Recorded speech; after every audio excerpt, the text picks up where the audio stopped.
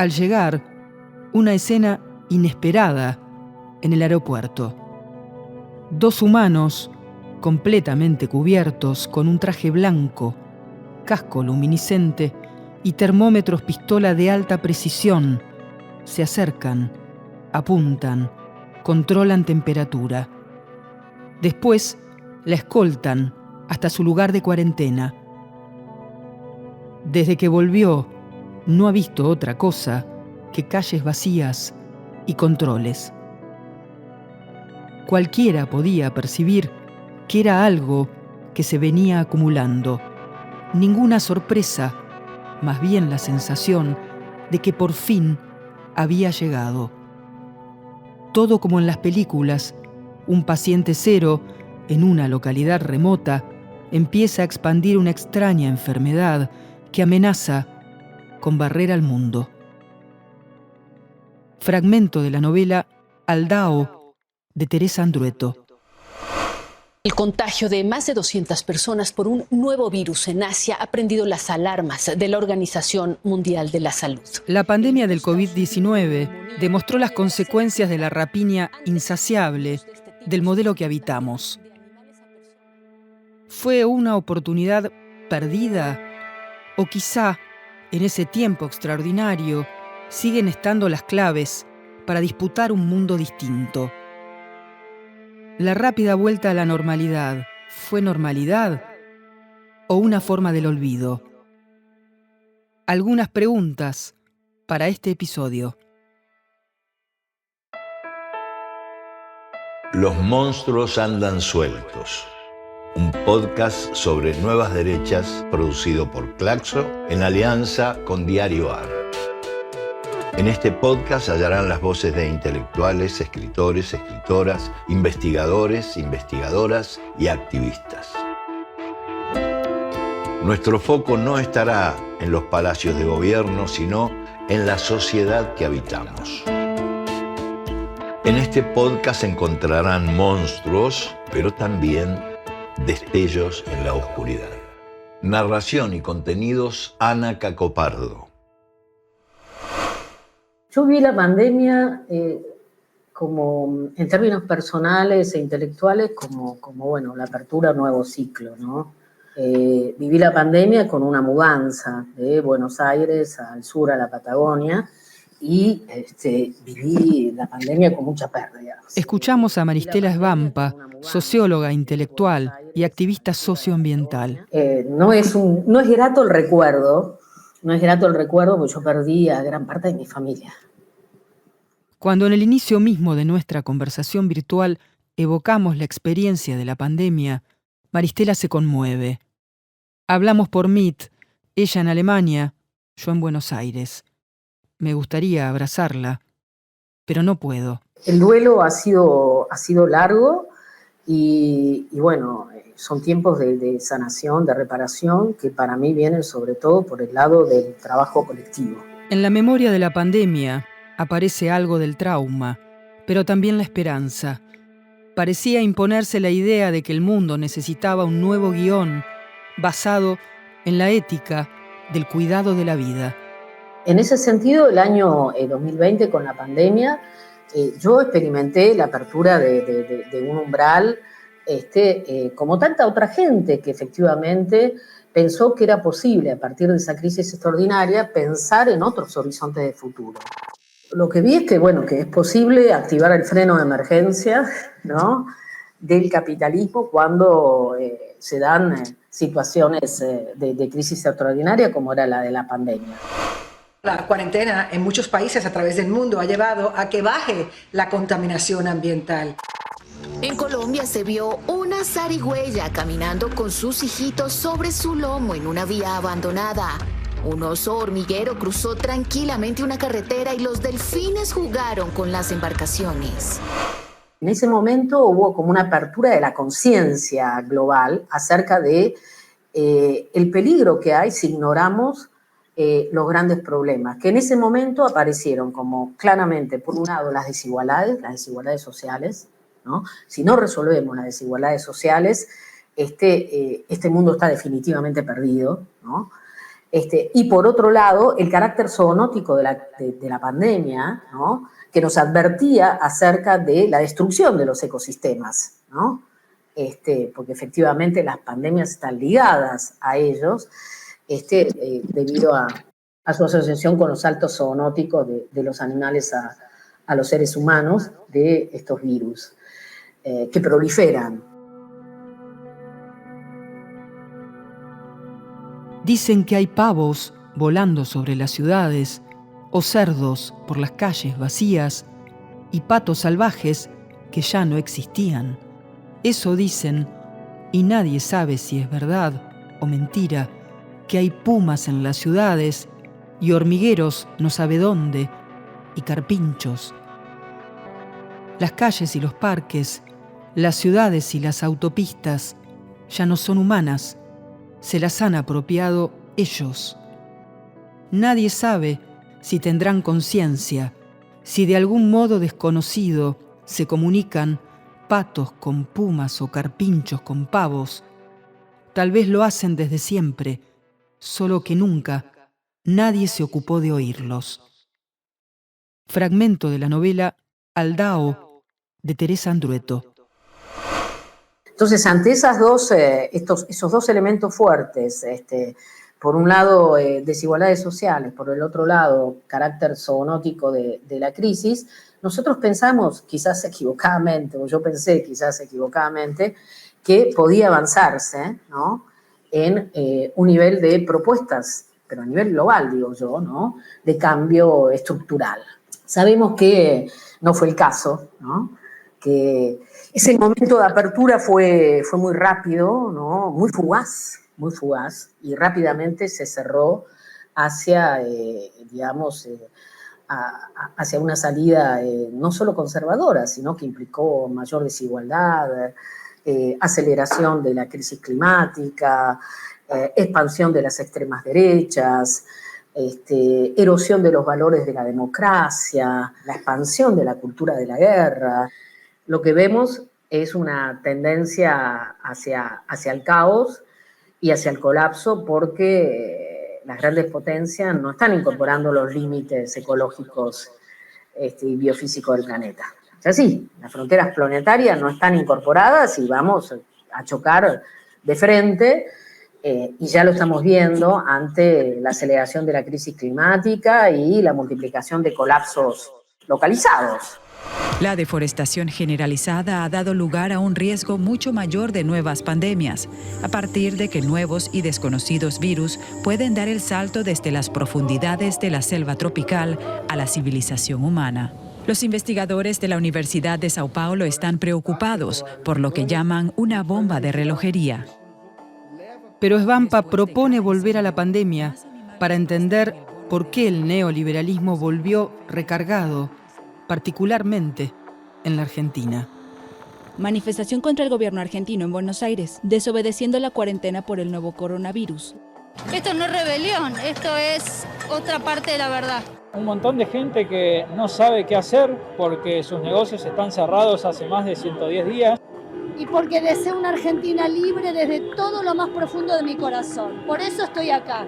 Mucho se habla hoy en día de la extrema derecha y la relación con la experiencia durante la pandemia. Hay dos dimensiones. Una, la primera, la que vos decís, respecto de la libertad, cómo se resignifica el concepto de libertad en términos individuales, ¿no? Y por otro lado, la crítica al Estado. La crítica al Estado que nos llega, ahí se va configurando esta doble idea, porque Milei no solo se apoya en la resignificación de la idea de libertad, se apoya sobre todo en la crítica furibunda al Estado argentino que hay en esos momentos de pandemia que no supimos ver en términos de consecuencias que podía llevar a futuro, porque efectivamente casi todos analizamos la ambivalencia del rol del Estado. Por un lado, un Estado disciplinador, ¿no? Que puede llegar a militarizar territorios vía control digital en los países del centro, pero ocupación del territorio real en el caso de los países periféricos. Estamos ahora en Villa Azul, la zona azul del conurbano, están muy preocupados Lamentablemente acá hay un sector del barrio que no tiene acceso a agua potable y también denunciaba la presencia policial. Hay un operativo policial enorme que está sitiando el barrio. Frente a esta medida de cerrar, de blindar el barrio, por decirlo de alguna manera, la incertidumbre que reina acá entre los vecinos es también saber cómo van a hacer para tener un plato de comida en sus casas. El disciplinamiento hacia los sectores populares que no tenían garantizadas sus condiciones de vida sin poder trabajar estaba, digamos, a la orden del día. Y por otro lado, el Estado social, medidas o planes de contención mínima para evitar mayores estragos socioeconómicos durante la pandemia. Pero bueno, lo que no supimos ver fue en ese sentido que esa doble vara, ¿no?, que se instaló, porque algunos conocimos más el Estado social y otros conocieron solo el Estado disciplinador y represivo. Lo que no supimos ver es que eso iba a generar efectivamente un resentimiento que implica no solo en ese sentido cuestionar al Estado, sino también cuestionar al vecino o al próximo, que pueden ser definidos como aquellos que viven del Estado, los que reciben planes sociales, por ejemplo, y por otro lado, los que son funcionarios y están ubicados en distintas estructuras del Estado. Argentina comenzó el martes su campaña de vacunación contra el coronavirus. Con la aplicación de la Sputnik V, el país se convirtió en el primero de América en inocular a su población con el inmunizante del laboratorio ruso Gamaleya. Si bien uno cuando lo piensa a distancia, Ana, las vacunas llegaron bastante rápido. Un año después ya teníamos vacunas, pero el daño estaba hecho. El daño estaba hecho. Y en el caso de la Argentina, no lo olvidemos, la Argentina venía ya con una crisis económica tremenda y una fuerte inflación. En ese marco es que, bueno, todas estas emociones hicieron de alguna manera posible que Milei pudiera darles un sentido político. Conocido como el Triángulo del Litio, Argentina, Bolivia y Chile poseen el 68% de las reservas globales del mineral, conocido como el oro blanco, clave en la fabricación de baterías de carga de los dispositivos electrónicos más utilizados a nivel global, como teléfonos celulares, tablets, juguetes y autos eléctricos. En la pospandemia, en la era de la revolución digital y la transición energética, el norte más opulento del planeta intensifica en América Latina su proyecto neocolonial. Eso piensa Maristela Svampa. Yo he estado estudiando mucho en los últimos tiempos las disputas en torno a la transición energética, ¿no? Las disputas geopolíticas, y efectivamente va generando situaciones que asimilamos al colonialismo verde. Algo que irrita mucho cuando se dice en Europa, ¿no?, porque creen que el colonialismo es una cuestión del pasado. La disputa es global. El lugar que se le da a América Latina es el lugar del extractivismo, el lugar de convertirse en zona de sacrificio. Cuando uno lee, por ejemplo, el acta o la ley de materias primas críticas que fue aprobada por la Unión Europea el año pasado, en el 2023, efectivamente lo que ve ahí es que hay una desesperación por acceder a las materias primas que son necesarias para la transición energética y para la transición digital. Son 34 materias primas críticas, Ana. Encontramos desde el litio, el coltán, la plata, el cobre, el manganeso, todos los minerales que se te ocurran que efectivamente son necesarios para construir desde turbinas eólicas, paneles solares o autos eléctricos. Esto va a empeorar porque además, pensá lo siguiente, América Latina es muy conocida en términos de luchas socioambientales, sobre todo por sus luchas contra la megaminería. Si a esto le añadís que América Latina es la región del mundo en donde se asesinan más activistas o defensores del ambiente, bueno, la verdad que el escenario que se abre es muy preocupante. No es como dice que ellos van a salvar el planeta. Salvarán el planeta, pero nos tienen que sacrificar a nosotros. Nosotros tenemos que dar la vida para salvar el planeta. No es así. Se puede vivir, porque el litio no comemos nosotros, la batería tampoco, y el agua sí lo tomamos. Con el régimen de incentivo para las grandes inversiones, aprobado por el Congreso argentino, la rentabilidad de las empresas transnacionales estará por encima del derecho al agua de las poblaciones locales. Este gobierno con el RIGI, y además lo dijo abiertamente Milei, los ambientalistas son el enemigo. Y ambientalistas no solo son las asambleas, los colectivos, sino también los pueblos originarios que defienden su territorio, ¿no? Que defienden la tierra y el territorio y que promueven un vínculo diferente con la naturaleza. Bueno, ahí efectivamente lo que vemos es un escenario de mayor criminalización y de violencia contra las personas y contra los territorios. Macarena Valdés, mujer mapuche activista, guardiana del agua, defensora del territorio, con tu lucha nos acompañas. Con tu asesinato querían terminar con la lucha de la comunidad contra la compañía austriaca RP Global. Eso no fue posible porque tu semilla llegó más allá. Ahora brota en nuestros corazones y juntas salimos a gritar que en tu nombre, Macarena, la lucha va a continuar.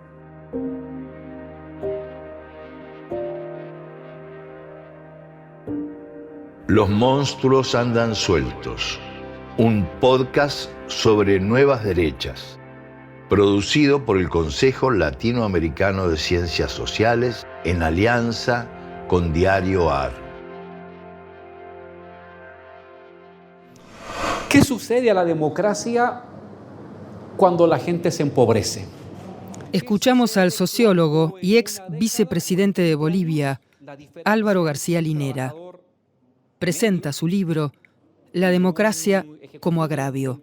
¿Qué pasa con esa democracia cuando el 50% de la población que menos tiene, antes tenía el 9% o el 10% de la riqueza y 30 años después tiene el 1% de la riqueza? ¿Qué pasa con la democracia cuando eso sucede? Mi respuesta es, cuando eso sucede, la democracia se presenta como un agravio, como una ofensa, como un maltrato. No llega a los bolsillos, no mejora la vida, no democratiza la riqueza. Para García Linera, hay un agotamiento de las democracias que vimos nacer en los años 80. Lo que estamos viviendo en los últimos años es un agotamiento de las reformas, de las primeras reformas del progresismo latinoamericano.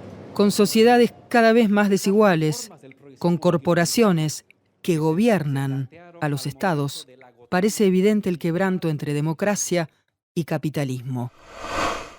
A ver, si uno mira a nivel global, la tendencia es que vamos hacia un capitalismo del caos que puede terminar en colapso, ¿no? Pero siempre insisto que además el colapso no es solo ambiental, el colapso es político, ¿no? También, y lo que vemos es el suicidio de nuestras democracias también, ¿no? Lo peor que ha producido la sociedad argentina en las últimas décadas de lejos es este fenómeno que nos lleva al cambio de régimen, que nos lleva a la autocracia, una suerte de desprecio a la democracia, no solo como forma, sino también como contenido, ¿no? de la vida social. Por eso, para mí es una suerte de capitalismo del fin, al cual estamos asistiendo. Milei busca, creo yo, instaurar esa suerte de neoliberalismo extremo que está muy en sintonía con lo que piensan los súper ricos hoy en el mundo actual, ¿no?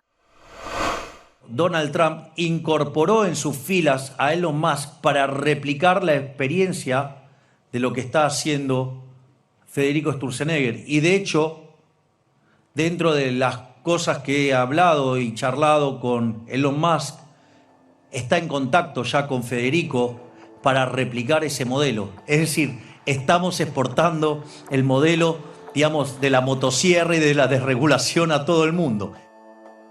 Lo que piensa Elon Musk o lo que piensa Marco Galperín es que uno no debería pagar impuestos, ¿no? Y que por otro lado no debería haber derechos, sino que el mercado es el que regula las relaciones económicas y sociales. Hacia eso pareciera, al menos en el caso argentino, es hacia donde estamos yendo en términos de radicalidad. Maristela Svampa le reprocha a los progresismos y gobiernos populares latinoamericanos no haber incorporado las agendas de la justicia ambiental. En esa línea yo veo mucha más radicalidad en las derechas que en las propias izquierdas, que además no han incorporado, por ejemplo, se lo sabemos muy bien, en el caso de los progresismos latinoamericanos, no han incorporado las narrativas ecoterritoriales, socioambientales, como narrativas emancipatorias. Todo lo contrario. Para gran parte del progresismo latinoamericano, todavía esas narrativas siguen siendo un obstáculo, no una oportunidad para construir nuevos horizontes civilizatorios. Entonces estamos ahí ante un problema. La única excepción, siempre digo, es Gustavo Petro. Petro se alzó en ese sentido y se viene construyendo como líder, siempre desde una perspectiva también socioambiental, también en vínculo muy estrecho con los pueblos originarios.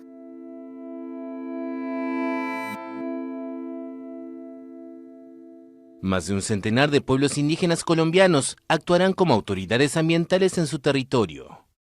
Así lo decretó el martes el gobierno de Gustavo Petro. Nadie puede enseñarle a cualquier colombiano y a cualquier institución colombiana o latinoamericana cómo se construye el equilibrio vital entre ser humano y naturaleza que los pueblos indígenas de Colombia y de América.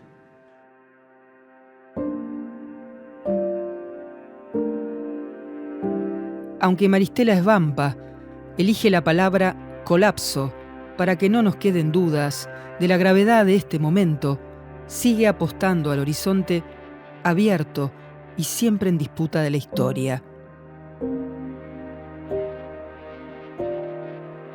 Nos preguntamos, y le preguntamos a Maristela, cuál es la parte del presente con la que comprometerse, por la que arriesgarse, por la que apostar.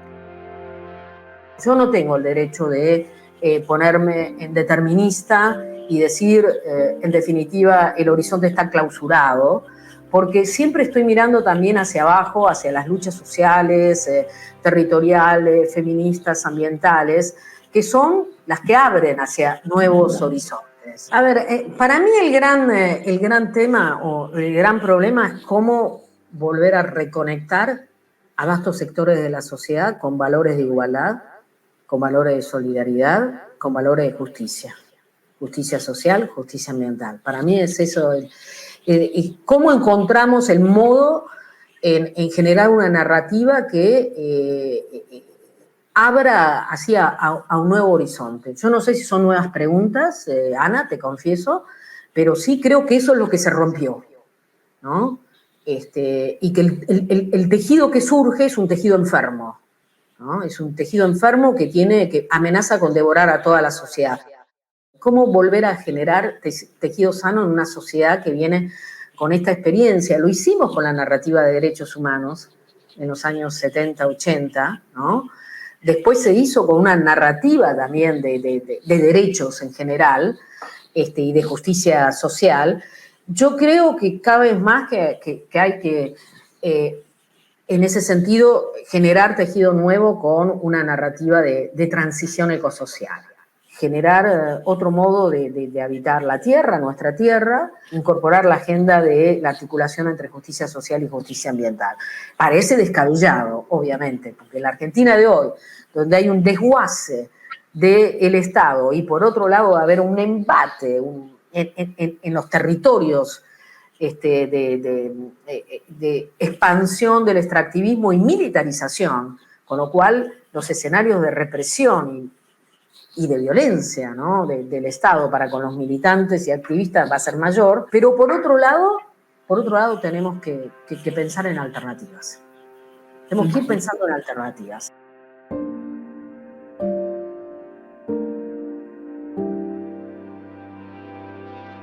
En el claroscuro de un viejo mundo que está muriendo y uno nuevo que tarda en aparecer, surgen los monstruos.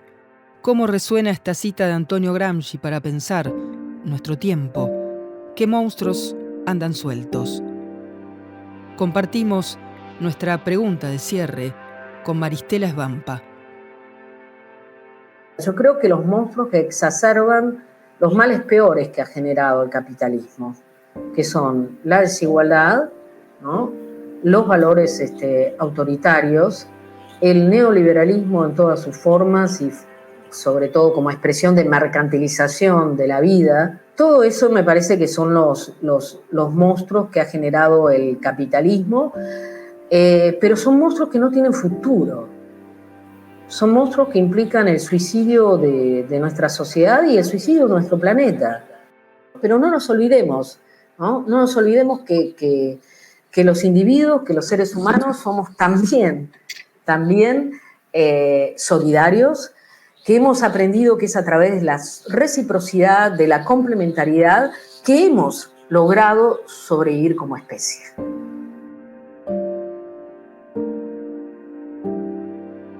Maristela vuelve a lo que nos enseñó la experiencia de la pandemia. Como un círculo, este podcast empieza y termina en la pandemia. En ese momento que reveló la tensión entre capitalismo y vida, entre sociedad de consumo y sociedad del cuidado, en ese momento de repliegue que nos recordó a los humanos que somos parte de una cadena de vida. La cadena de la vida, exactamente. La cadena de la vida que muestra nuestra interdependencia también con lo no humano. Algo que estamos descubriendo o redescubriendo ahora, en una época de crisis en la cual desconocemos una naturaleza que hemos destruido, ¿no?, y volvemos a reconocernos en la idea de que somos parte de la misma, ¿no? En realidad nuestra sobrevivencia como especie no está ligada al capitalismo o al neoliberalismo ni a la competencia, sino, ya como lo decía Lynn Margulis, estamos reivindicando a una científica mujer, ¿no? Es la reciprocidad, son esos lazos de solidaridad, ¿no?, y de interdependencia que hemos estado ignorando a lo largo de los últimos siglos y que el capitalismo también exacerbó, digamos, en su vertiente individualista. Tenemos que recuperar eso que está en nosotros, que forma parte de nuestra historia vital, que está inclusive, podríamos decir, en nuestros genes. ¿Cómo balancear ahí y modificar, reimaginar las relaciones campo-ciudad y generar territorios de vida, nuevos territorios de vida, es uno de los grandes desafíos. La pandemia mostró hasta dónde, digamos, había elementos nodales que podían ser el punto de partida. Pero una vez recuperada, entre comillas, la normalidad, que no terminó siendo normalidad, ¿no?, la gente olvida muy rápidamente también. La gente olvida muy rápidamente y vuelve al dispositivo original, ¿no?, a la matriz original, y se olvida de esas dimensiones de cambio que había experimentado durante los tiempos extraordinarios. Hay una necesidad de olvidar porque el olvido nos ayuda a superar también esa situación casi traumática, ¿no?, que hemos vivido. Pero el riesgo es que uno entierra todo, lo bueno y lo malo con ello. Y aquí estamos, de alguna manera, creo yo, como civilización a nivel global, enterrando lo bueno que en la dimensión comunitaria apareció también con la pandemia, sobre todo acá en América Latina, donde los territorios de vida son algo excepcional, yo diría, en el campo de las luchas a nivel global.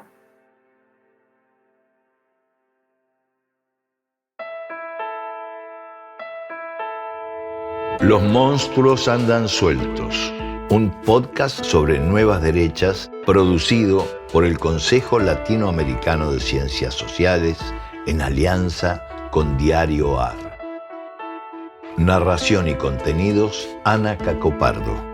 Locución, Manuel Callau. Producción por Claxo, Eric Domergue. Montaje sonoro y música original, Fermín Irigoyen. Director de Comunicación e Información de Claxo, Gustavo Lema. Directora Ejecutiva de Claxo, Karina Batiani.